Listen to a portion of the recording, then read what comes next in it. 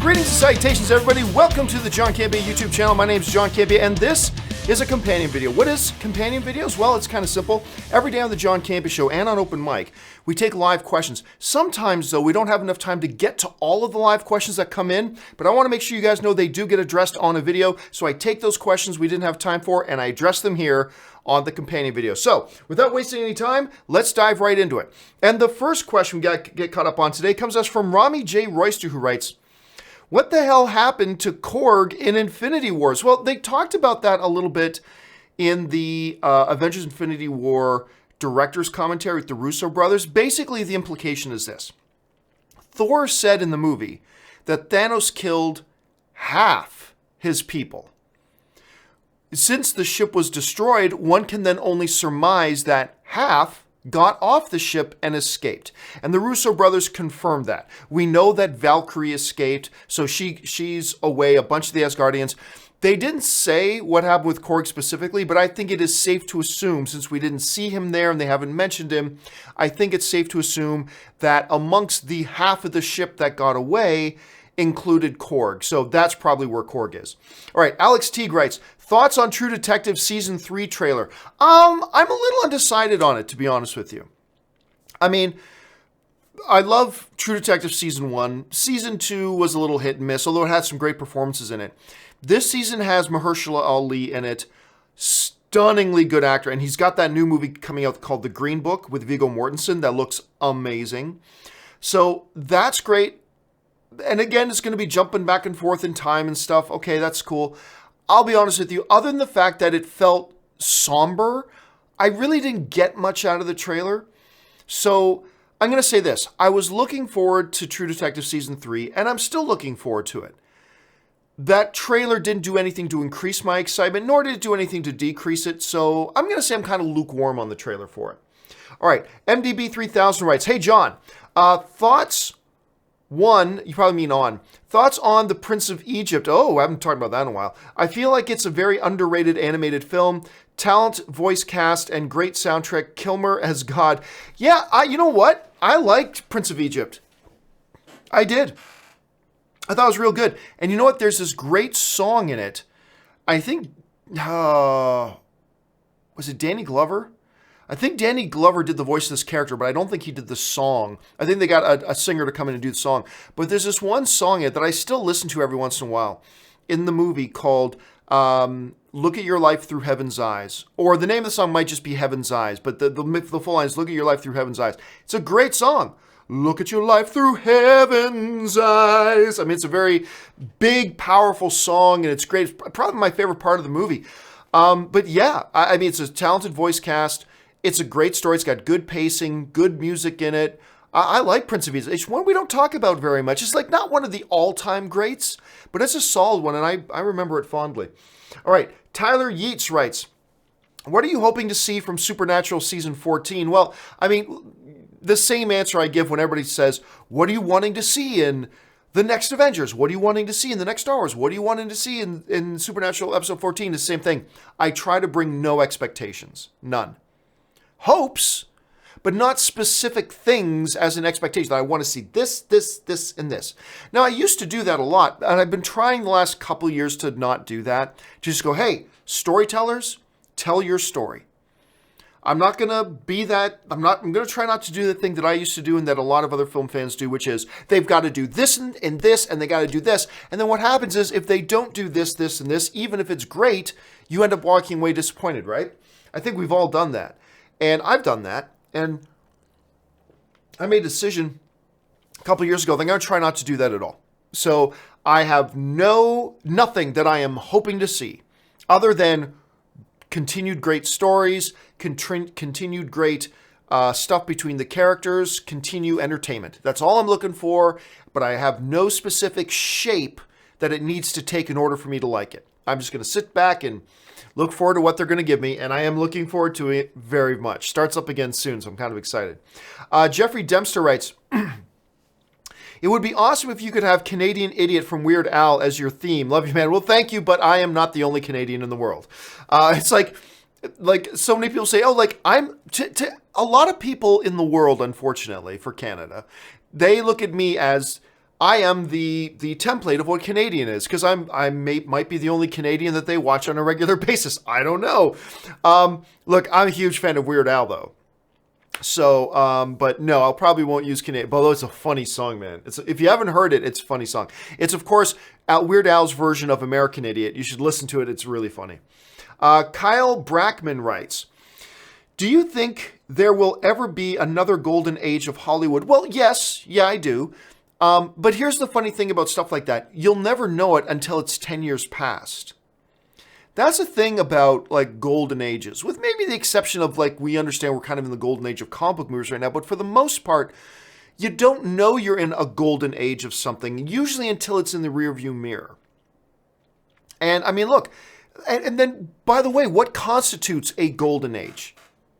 Right? Like, what to you would constitute a golden age may mean something else to somebody else, right? So it's kind of difficult to say. That's why I think, yeah, I do, but it'll come in hindsight. It'll probably come in such a way that it'll be 5 years later, we'll look back and go, you know, that was actually, now that we think about it, that was an awesome age. And then it kind of takes on that identity. But I don't know that we'll ever know it when we're actually living in it. John 1913-8 writes, thoughts on Jim C. as Mr. Pickles on show? Haven't watched it, so I have nothing to offer on that. I'm curious to check it out, though, for sure, but I don't know. I'm assuming you mean Jim Carrey, but I really don't know because I haven't seen it. Donnie Yasu writes, overlooked in Infinity War. When Thor finds out Gamora is Thanos' daughter, the defensiveness the Guardians have of her is a great callback to Guardians of the Galaxy 1 when the prison wants to kill her due to the association. I don't know that I agree with you on that, Donnie. I don't know. I don't think I agree with you on that. In Guardians of the Galaxy 1, they didn't even know her, right? They didn't even really know her. I don't know if it was an affectionate defensiveness in Guardians of the Galaxy 1 when you look at that scene again. I think they needed her. So I don't know. I think now you fast forward to Infinity War, that crew, the Guardians, have been together for years now, and there is affection amongst the team now. So when somebody moves or looks like they might be moving against one of them, yeah, there's a natural defensiveness. I don't know that that's a callback to the first one, though. I don't know if you can compare the two scenarios because the circumstances of the events are so radically different. So I don't know. I'll watch it again. I'll probably watch Infinity War 10 more times. But the next time I watch Infinity War, I'll watch for that and maybe see if I agree with you a little bit more. Off the top of my head, though, I'll have to disagree for now. But maybe a lot of you guys do agree. What do you guys think? Jump down in the comments section and let me know what you guys think about that. All right. Alan Jensen writes, I'm done with Disney after Avengers 4 and Episode 9. That's a strange thing to say. That's a very strange thing to say. If you're done with Disney, then be done with Disney. Why are you waiting until Avengers 4 and Episode 9? And if you are waiting for Avengers 4 and Episode 9, what happens if you love those? I just don't think you can say those two things. That's it. I'll tell you what, Alan. You're a very strong man, but I think that's a weak thing for a strong man to say. If you're going to say I'm done with Disney, then be done with Disney. Don't say I'm done with Disney. You know, once I check out these two highly anticipated films they have coming out. You got to go one or the other. You got to go, I'm done with Disney and be done. Or you got to say, you know, I'm going to check out Avengers 4 and Episode 9, but if I'm not happy with that, then I'll be done with them. But you can't do both. You can't say, I'm done with Disney after Avengers 4 and Star Wars Episode 9. Like, you can't say that. That's kind of wishy-washy of you, right? So I'd say backtrack on that, make a call. Are you done with Disney? Or are you still on board with Disney, but if Avengers 4 and Episode 9 don't do it for you, you'll probably be jumping off their ship. You can do one or the other. You can't just try and kind of do both because you come across as a little bit wishy-washy. So careful about that. Char writes, did you watch Johnny Knoxville's Action Point opinion? I didn't. I'll tell you what. The trailer was kind of appealing. The trailer for it I thought was kind of appealing. But then I talked to a few people who saw it early, and they didn't like it at all. And I just thought, well, then I got better things to do with my time, so I never watch it. I'll probably sit down and watch it on home streaming one of these days. I like Johnny Knoxville. I do. I've had a chance to sit down and interview him a couple of times, and I've always enjoyed. He's very funny. He's very funny in person. Like, even when the camera's not rolling, he's very funny in person and very personable. And I like him. So I was modestly curious about it. And I didn't think the trailers were terrible. But just then I heard from a bunch of people that they didn't like it. So I took a pass on it. But I'll catch up on it one of these days. Cody Carroll writes, lost my movie-going partner / dad this past Friday. Oh, man, I'm so sorry to hear that. Like you, we always saw Star Wars together. His favorite was Solo because of Chewie. He always loved Chewie and Yoda. Life is short. I hope you get to see your mom soon, John. Well, thank you so much for that, Cody. And you know what? Deepest condolences to you and your family. You know, I am very lucky. I've never lost a parent. I've only ever lost one of my 4 grandparents. You know, it's funny when we talk about family. You know, Anne lost her dad just a couple of years ago, and you guys probably remember that. I was pretty open about it. But Anne lost her dad. She loved her dad, and I liked her dad very much. And actually, the car I drive to this day was Anne's dad's car. I drive a 2000, a 19-year-old car. I drive a 2000 Acura Integra. And it was her dad's car. And you know, honestly, that car, it's kind of beat up, and I'm constantly having to get work done on it. And as a matter of fact, I had to take it in again this past week for what I thought was going to be like a $200 battery swap because my battery wasn't holding a charge anymore. And it ended up being $1,200 because there was a cracked steering this and a busted that, and they had to fix it or blah, blah, blah. I'm like, oh. And every time I have to get work done on this car, I just think, it's not worth it to put this much money into this car anymore. Because there's going to be something again in 6 months that's probably going to cost another $1,000 to fix. And I don't have $1,000 falling out of my pockets and all this kind of stuff. But the reason I keep it is, you know, it's funny. Ann and I have never had this conversation, but I'll tell you. I keep it because it was Ann's dad's car. And I took it, and it was just in a mess when I took it. And he was still with us when I took the car. But I got it all painted. I got it all fixed up. I put a lot of work into the car. Or not like I did it, but I had a lot of work done on the car. I put a lot of money into it. And it always made Anne really happy because it was her dad's car. And when he passed away, I don't know, she seems to look at the car a little differently now. Like it's special. And I should totally get rid of this car. I should totally get rid of this car. But it was Anne's dad's car. And because of that, I honestly don't know if I just told Ann, I said, look, the next time anything breaks down on this car, I got to get rid of it. And Ann's like, yeah, we totally should get rid of it if anything breaks down on it. But the reality is, I don't know that I'll have the heart to do it because I know it was Ann, it was her dad's car. And anyway, and talking about things like, particularly having a movie-going buddy like that. And I think in the short term, this is John, amateur psych therapist. I think in the short term, it'll probably, I'm guessing for you, you're finding it a little difficult to go to the movies right now. But my guess is long term, it's going to make movie going even all that more special for you because it was something you and your dad did. And that's awesome that you and your dad had that kind of relationship that you went to the movies together and all that kind of stuff. And that's awesome. I'm envious of that. I obviously don't get to do that except for maybe once a year when I go home to see my family. So again, deepest condolences to you, Cody, and your family. And thanks for sharing that, man. That was really gutsy of you. Thank you for that. Let's see. Tasty Dash writes, opinions on Misery with Kathy Bates. Oh, so good. I don't know if you've ever talked about it before. She gave one of my favorite performances in anything ever. Her, and by the way, James Caan was amazing in that. Won Kathy Bates an Academy Award. Kathy Bates has been nominated for 3 Acting Academy Awards. The first one she was ever nominated for was Misery, and she won. Then she was nominated for Best Supporting Actress twice. One for the one she did with Jack Nicholson, Something Schmidt, and the other one I think was Primary Colors. She was nominated for. Anyway, she won an Academy Award for that. It's a great movie. It is an all-time epic performance. She was fabulous. Look, Kathy Bates is awesome in everything. I don't care if she's doing some cheap TV show or some big movie. Kathy Bates is always great. Always great. I love her. But you know what the funny thing is? A lot of times we forget about just how good James Caan is in that movie. because Kathy Bates was so great. But don't underestimate how great James Caan was either. I love that movie, man. Oh, the thing with the hammer. If you haven't seen Misery, guys, watch Misery. You're going to enjoy yourself. All right.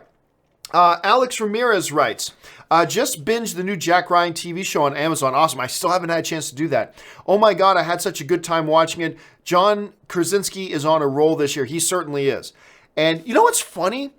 I heard a few early murmurs before they released the new Jack Ryan on Amazon. I heard some early murmurs that it was meh, it was okay. You know, I heard just early murmurs about that. But honestly, like a lot of people like you, Alex, who are writing in are saying you're loving it. Like I'm getting a lot of people writing me saying they really, really like it, which is exciting to me because I'm a fan of the Jack Ryan stuff. And obviously I'm a fan of John Krasinski. So I'm very stoked to watch it. I just haven't had time to sit down. I'm probably not going to for at least another week until Anne gets home because I think Anne wants to watch it too. So that's probably one that Anne and I will probably start binging together. But yeah, I'm looking forward to watching it. All right, next up, Dakota Barbara writes, watch the first 3 episodes of Speaking of Jack Ryan, Jack Ryan. Really solid. John Krasinski is a great Jack Ryan. Planning to binge the rest after college. I'm planning to watch it not after college, but after Anne gets back. You know what's funny, though? I've never really understood why it took so long for John Krasinski to become... He's becoming now a name. John Krasinski's now a name, but he wasn't for a long time. And it was always weird to me because he was the everybody's sweetheart on The Office. That movie, I will argue, that movie was about as much about Jim and Pam as it was about Michael. And of course, there was Dwight as well. But really, that whole show, if you really look to the heart of that show, particularly in the first number of seasons, it was the relationship between Jim and Pam. That was kind of the heart of the show. And I was really surprised, being one of the most popular television series of all time, that he never broke out. Now, I have a theory that I think everybody recognized he had star potential, and so he had the lead role in a movie with George Clooney called Leatherheads. Do you remember this? And I think Renee Zellweger was in it too. So I think people recognize John Krasinski is the next breakout star. So he gets in this movie with George Clooney, Renee Zellweger, 2 of the biggest stars, particularly Renee Zellweger at the time. Unfortunately, the movie was not any good. The movie was bad. And after that, you just barely ever saw John Krasinski after that. You just barely ever saw him. And then he had a relatively small part in 13 Hours, but then came A Quiet Place, and then came Jack Ryan. And I think he's now going to be a big name for a long time. I think he's going to be a big name for a long time. And like just now, him and Emily Blunt are like the power couple of Hollywood. They are the Hollywood power couple now. So anyway, yeah, I'm really looking forward to watching it. All right. Jeff T. Charles writes, am I the only one who gets chills during the drum solo towards the end of Whiplash? Oh, dude, I think a lot of people get a lot of chills in a lot of different parts in Whiplash. Whiplash is a revered film. Now, unfortunately, I'm still stunned how many people have not seen it. Because it's awesome, but it barely anybody saw it when it was in the theaters. It was, and by the way, directed by Damien Chazelle, who directed La La Land and now has First Man coming out. Talk about dudes that are on a roll. Damien Chazelle is completely on a roll. But yeah, a lot of people never saw it in theaters, and it's still to this day, a lot of people have still not seen it. And that always kind of makes me go, why? Advith Rajadurai writes, The Good Place twist ending. Did you see it coming? No, I didn't. And you know, my wife is the one who watches A Good Place, but since she watches it, if I'm going to be in the living room, I got to watch it too. But you know, it's a really funny show. It's actually much better than I thought it was going to be. That seems to be what everybody says about A Good Place, because it doesn't look all that interesting. But then people watch it's like, that's a pretty damn good show. It is. It's a really good show. It's really funny. I didn't see the twist coming. I can't discuss it here at all, obviously. But I did not see the Good Place kind of big twist-a-roo. I didn't see it coming. I didn't see it coming at all. Which is real testament to how well they set it all up. Marie Seifring writes, do the Russo brothers have enough time to change Drax's arc before Avengers 4 comes out? Drax returns with everyone else, but then the character goes his own way at the end of the movie. One day reshoots. Thanks. No, it's not. One day reshoots. No, it wouldn't be. First of all, here's the thing. They're done shooting the movie. It's done.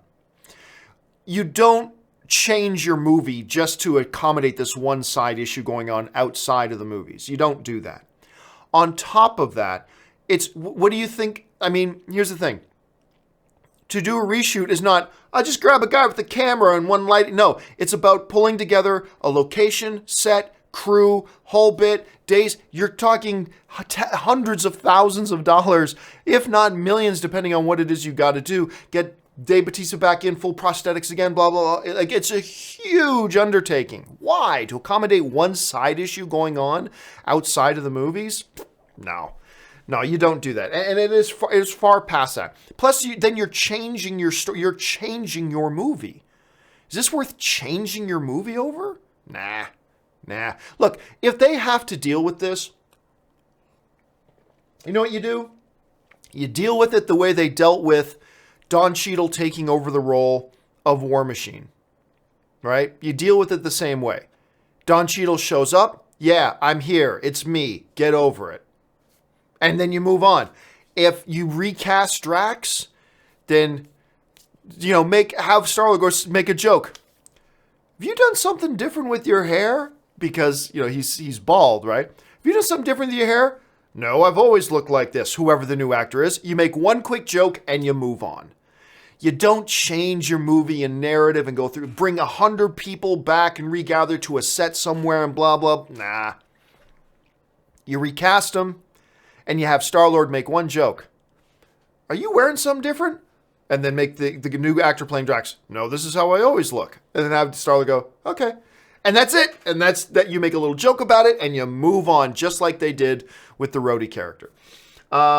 So Static Space Sean writes, think best way Disney gets out of this with doing least amount of damage is by hiring James Gunn back. Alan Horn messed up, so why can't they admit it? No, that's not the way you get out with the least amount of damage at this point. Look, the way for them, the time that they had for them to get out of this with the least amount of damage is past. That window of opportunity is closed. That window of opportunity was when it was first happening. And their way to minimize the damage was to do one of two things. It was either one, say, we are aware of, which is the truth, they were aware, we are aware of the incredibly insensitive tweets that James Gunn had put out nearly a decade ago, but we know James Gunn, the person now and who he is now, and that he years ago recognized the foolishness of those tweets and changed and stopped doing them. And we've been aware, and he acknowledges the mistake that those were, and we've been comfortable working with him ever since, and we are going to continue to work with James Gunn. He changed his behavior years ago, and we're comfortable with the man that he is now. That's what you should have said. You should have done that. Or the second way to handle it at that time was, we were aware of James Gunn's tweets, but felt comfortable with the man he had become. However, we are very also sensitive and aware of the feelings of our viewers and customers and fans. And a number of those in the Disney fan community have been upset with discovering the tweets that James had made 10 years ago. And so we sat down with James and we've decided together that we're going to part ways with James over this. We wish him the best of luck in everything he's going to be doing moving forward. We're going to continue to use his script for Guardians of the Galaxy 3, and we've decided mutually to part ways. That's how you handle it with minimum damage. Those are the two ways. They had two ways they could have handled this with minimum damage. Unfortunately, Alan Horn, one of the most brilliant movie executives in the history of Hollywood, had a bad day at the office and made a mistake by rushing to come out and make a statement as bold and uncompromising as, we are severing all business relationships with James Gunn. Boom. Without talking to Kevin Feige, without sitting down and having a conversation with James Gunn, without going through, taking a couple of weeks to really think about things. You weren't in the middle of making Guardians of the Galaxy 3. You had a lot of time. Instead of doing any of that, he rushed, made a very black and white statement, an uncompromising statement, and painted themselves into a corner. There simply is no way now to get out of this minimum damage. See, Static Space Sean, what you are suggesting is to minimize damage with the group of people who want James Gunn still on. Sure, doing this will minimize the damage from that group of people, but now that Alan Horn has made this uncompromising black and white statement that painted them into a corner, no, we're severing all business relationships with him. You rehire him back now, then you're going to do damage with that group of people that are out there that don't want James Gunn to come back. They're going to go, what the hell? You said you were severing business relationships with him. You drew a line in the sand. Why aren't you honoring it? So you'll minimize damage with one group of people, but you're going to inflict a whole bunch of damage from another group of people. Whereas back then, there was a window of opportunity for him to minimize damage with two different options. You say, hey, we're parting ways with them, but we mutually made a decision because we're sensitive to the feelings of our fans, blah, blah, blah. Some people would have been upset, but we would have gone, okay, it's a bad situation. You did the best you could with it. If they had said, we're going to keep him on, look, we were aware of the tweets he made 10 years ago. However, we want to just make sure everybody's aware, like we're aware, that he himself made the decision that those were stupid tweets to make, and he changed his behavior years ago. And we applaud him for changing his behavior, and we are very comfortable with the man he is today. There would have been some people, well, we really hate that stuff he tweeted, but at least you addressed it. You know, they could have minimized the damage then, but the window of that opportunity is closed. There is nothing they can do now to minimize damage. All you can try to do is try to make sure you don't do things that maximize damage at this point. Really, that's all there is to it. Because maybe hiring him back minimizes the damage for you and for me and my friends. But there's a lot of other people out there that because of the lines that Alan Horn has already drawn, rehiring him at this point will look like hypocrisy and will piss a lot of people off. It doesn't minimize damage. That's the reality of it, unfortunately. Barth Revan writes, what would be the repercussions of them again, like things come in twos. What would be the repercussions of them rehiring James Gunn? I personally see no downside here. You please the fans and get to keep Dave Bautista. That's the thing. See, here's the thing, Barth. Whenever you say, remember I've been talking about this last couple of weeks.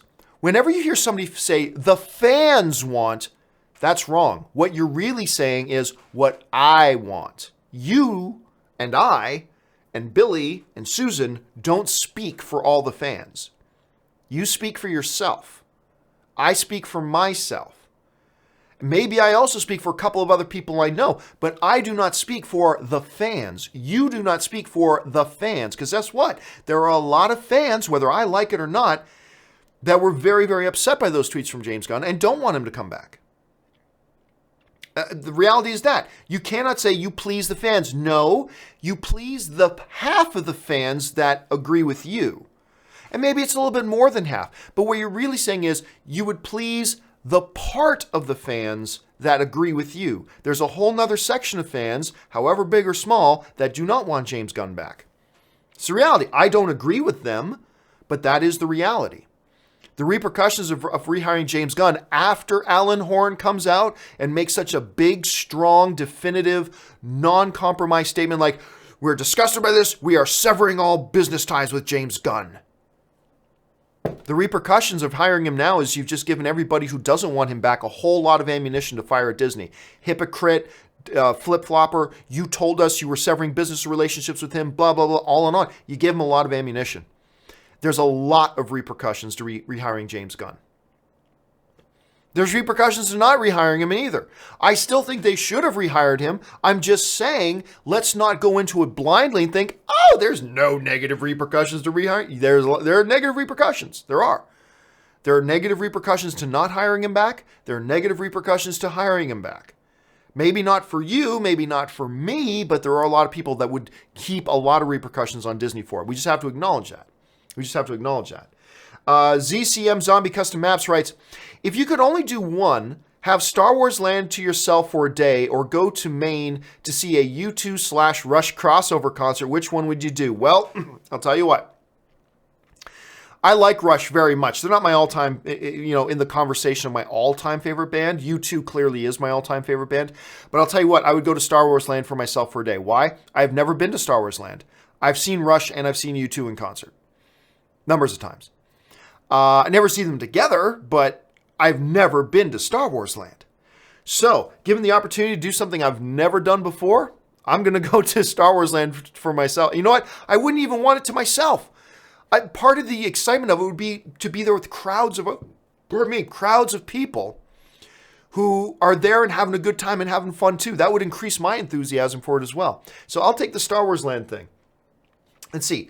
Joshy Pants 74 writes, why not write Batista out of the script and replace the Drax character with another hulking freak from the Marvel Galaxy? By the way, I love the show. Thank you so much. Well, that's one of the options. But just when do you do it? You do it in Guardians of the Galaxy 3. And all you do, if you recast, I've already described what you do by recasting. However, you could also replace him with another character. The problem is, if you're going to replace him with another character, not just change out the actor, but you want to change the character, don't just go for a carbon copy of Drax. Go for something different.